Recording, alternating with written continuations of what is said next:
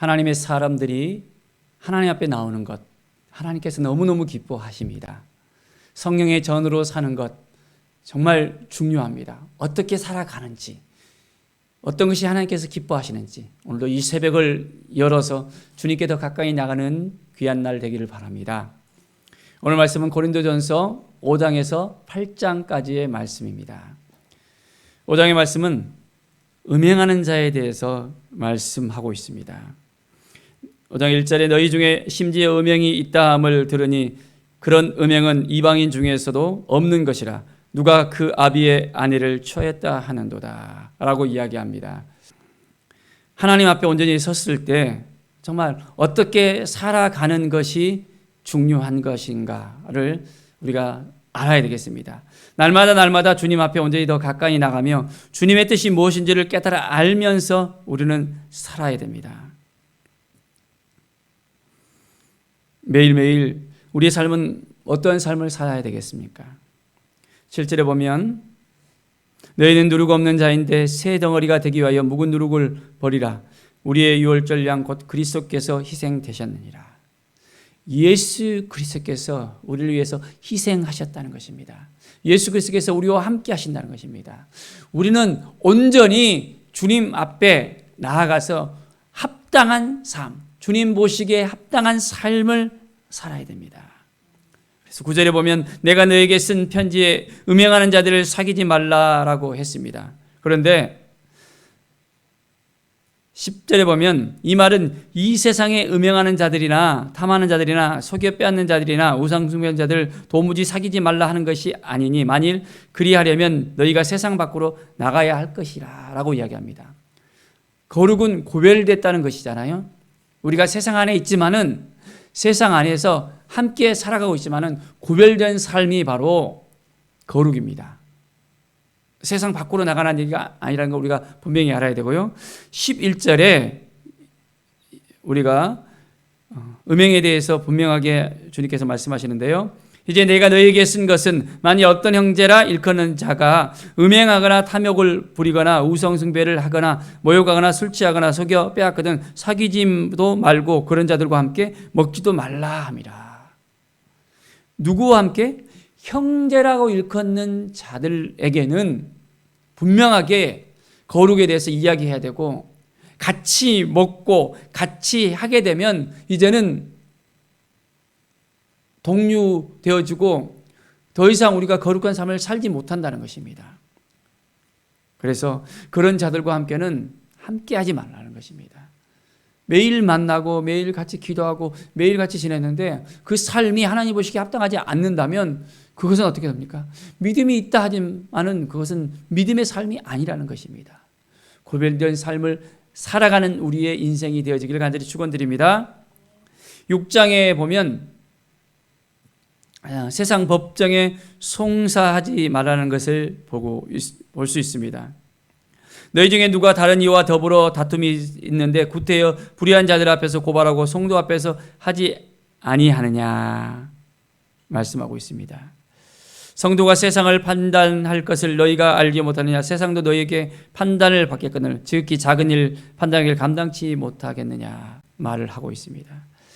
우리가 형제를 고발하는 것이 정말 맞는 것인가 라는 것을 말씀 가운데서 우리에게 이야기해 주고 있습니다. 6절에 보면 형제가 형제와 더불어 고발할 뿐더러 믿지 아니한 들 앞에서 하느냐 너희가 피차 고발함으로 너희 가운데 이미 뚜렷한 허물이 있나니 차라리 불의를 당하는 것이 낫지 아니하며 차라리 속는 것이 낫지 아니하냐. 뭐라고요? 불의를 당하는 것이 낫지 아니하며 차라리 속는 것이 낫지 아니하냐. 너희는 불의를 행하고 속이는구나. 그는 너희 형제로다. 우리는 분명히 하나님 앞에서 어떻게 살아가야 될지를 알아야 됩니다. 철저하게 하나님 보시기에 합당한 삶을 살아야 됩니다. 자, 9절부터 보면요. 불의한 자가 하나님의 나라를 유업으로 받지 못할 줄을 알지 못하나 했습니다. 불의한 자. 바로 불의한 자는 하나님의 나라를 유업으로 받지 못한다고 했습니다. 그렇다면 불의한 자가 어떤 사람입니까? 분명하게 나오고 있습니다.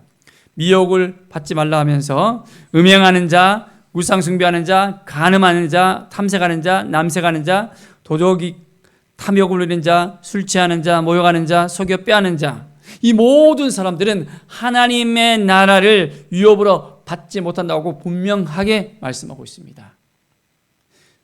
우리 스스로가 정말 하나님 나라의 유업을 받을 자인지 아닌지를 먼저 확인하고 정말 매일매일 삶 속에서 하나님께서 기뻐하시는 삶으로 가까이 나가야 됩니다. 너희 중에 이와 같은 자들이 있더니 주 예수 그리스도의 이름과 우리 하나님의 성령 안에서 씻음과 거룩함과 의롭다 하심을 받았느니라. 이제는 이러한 삶을 살아가는 것이 아니라 이제는 예수 그리스도 안에 들어와서 예수 그리스도와 함께 더불어서 살아갈 때 우리 가운데 새로운 변화가 일어납니다. 새로운 은혜가 우리 가운데 넘쳐나게 되어지고요. 성령 안에서 씻음과 거룩함과 의롭다 하심이 우리 가운데 있게 되어집니다. 하나님의 나라의 유업을 받기 위해서 이 모든 불의를 우리가 깨끗하게 씻어버리고 주님 보시기에 합당한 삶을 살아가는 인생 되어지기를 바랍니다. 6장 19절의 말씀을 우리 함께 읽어보겠습니다. 너희 몸은 너희가 하나님께로부터 받은 바 너희 가운데 계신 성령의 전인 줄을 널 알지 못하느냐. 너희는 너희 자신의 것이 아니라. 우리는 누구의 것이라고요? 우리 것이, 우리 몸이 우리 자신의 것입니까? 아닙니다. 우리는 성령의 전입니다. 성령 하나님께서 우리와 함께 하십니다. 우리가 주님이라고 부르는데 그럼 우리는 누구 겁니까? 우리는 주님의 것이잖아요. 우리의 삶은 어떠한 삶을 살아야 됩니까? 20절 말씀처럼 값으로 산 것이 되었으니 그런즉 너희 몸으로 하나님께 영광을 돌리라. 우리는 예수 그리스도의 그 핏값으로 샀습니다. 핏값으로 샀는데 이 핏값을 우리가 잘 감당할 수 있어야 돼요. 우리가 시장에서 물건을 샀어요. 비싸게 샀습니다. 그러면 비싼 값을 해야 되잖아요. 그걸 먹을 거라면 아주 맛있게 먹을 수 있어야 되고 또 필요한 용품이라면 잘 사용할 수 있어야 됩니다. 그 값어치를 해야 되는 거거든요. 그런데 우리는 예수 그리스도의 핏값으로 샀습니다. 그렇다면 우리는 어떻게 살아야 됩니까? 온전히 하나님의 영광을 위해서 우리는 살아야 됩니다. 하나님의 영광을 위해서 사는 인생, 하나님께서 기뻐하시는 인생 되길 바랍니다. 7장에는 결혼에 대해서 이야기하고 있습니다. 5절에 보면 서로 분방하지 말라. 다만 기도할 틈을 얻기 위하여 합의상 얼마 동안은 하되 다시 합하라. 이는 너희가 절제 못함으로 말미암아 사단이 너희를 시험하지 못하게 하려 함이라. 결혼을 했는데 따로따로 살면 어떻게 됩니까? 따로따로 살면 분방하지 말라고 합니다. 기도를 위해서 또한 어떤 시간을 정해서 그 시기를 동안에만 또 분방하는 것은 또한 괜찮지만은 그렇지 않고 남남처럼 살아가는 것은 결혼의 의미가 아니라는 것을 또한 오늘 보면서 우리가 알 수 있습니다. 그것이 무엇입니까? 사단이 너희를 시험하지 못하게 하라. 정욕에 이끌리게 되어지고 그 삶이 더 힘들어질 수 있다는 것을 봅니다. 사단이 이끌려가는 삶이 아니라 하나님께서 우리 가운데 허락하신 귀한 그 은혜, 또한 가정을 향한 하나님의 마음을 가지면서 우리가 온전하게 하나님 앞에 더 가까이 나가야 되겠습니다. 또 가정 가운데서는 믿음의 가정이 있고 또 가정 안에서는 믿지 않는 그런 또 가족들이 있는 것을 볼 수 있습니다. 14절의 말씀을 보면 믿지 아니하는 남편이 아내로 말미암아 거룩하게 되고 믿지 아니하는 아내가 남편으로 말미암아 거룩하게 되나니 그렇지 아니하면 너희 자녀도 깨끗하지 못하리라. 그러나 이제 거룩하니라. 정말 우리가 남편이 아내로 말미암아 아내가 남편으로 말미암아 거룩한 삶을 살아갈 수 있도록 되어져야 됩니다. 어떠한 삶이 거룩한 삶입니까? 정말 믿음의 삶으로 이끌어가는 것이 거룩한 삶입니다. 16절에 보면 아내된 자들이여 내가 남편을 구원하는지 어찌 알 수 있으며 남편된 자여 내가 내 아내를 구원하는지 어찌 알 수 있으리요. 우리는 하나님 앞에 섰습니다. 믿지 않는 가족들이 있다면 그들을 구원시키는 일에 우리가 온전하게 쓰임을 받을 수 있어야 됩니다. 믿음 안에서 하나가 돼야 되고 믿음 안에서 정말 하나님께서 기뻐하시는 가정으로 세워져야 됩니다. 때로는 그런 질문을 받기도 합니다. 결혼 직전에 있는 청년들이 믿지 않는 사람들과 결혼하는 것은 어떻습니까? 여러분 어떻게 생각하십니까? 쉽지 않은 질문이에요. 사귀고 있는 사람이 믿는 또한 형제자매는 괜찮은데 믿지 않는 사람이라면 참 어려운 부분입니다. 왜냐하면 이 믿음을 지킨다는 것이 쉽지가 않아요.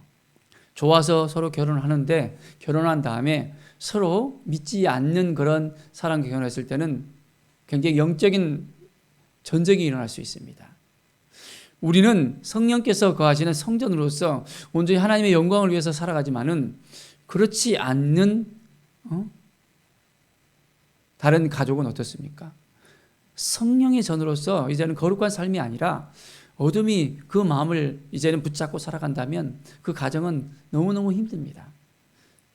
그 남편을, 그 아내를 이제는 구원시키기까지 얼마나 정말 힘들고 어려운 여정이 시작되는지 지금까지 많은 또한 믿지 않는 가정 안에서의 그 남편과 아내들을 볼 때 그런 많은 것들을 봐봤습니다.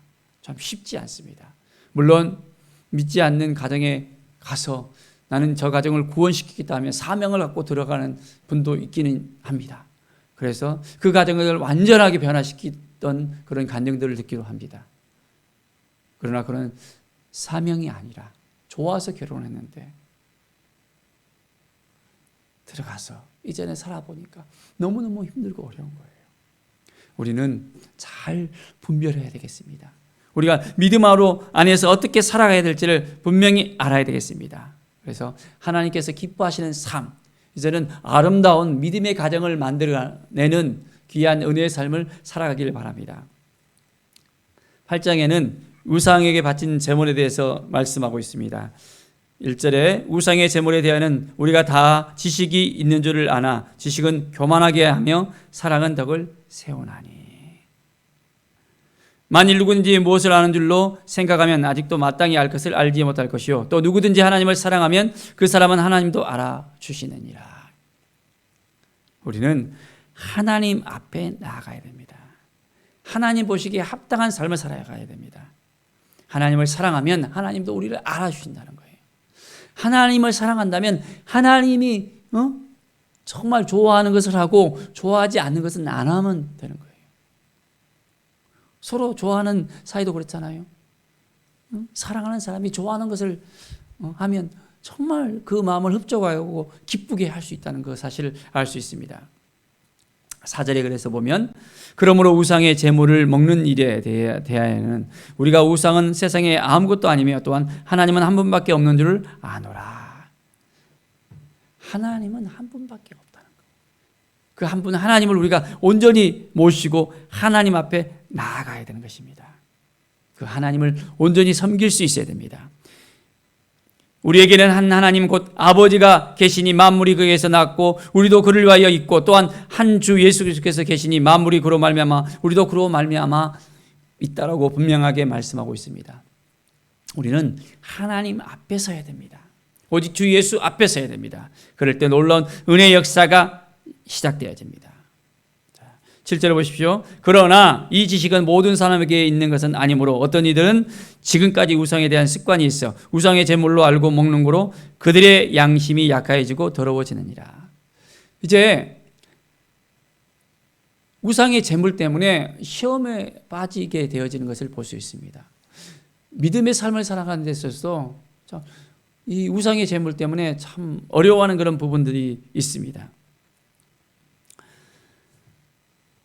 우리가 어떻게 해야 됩니까?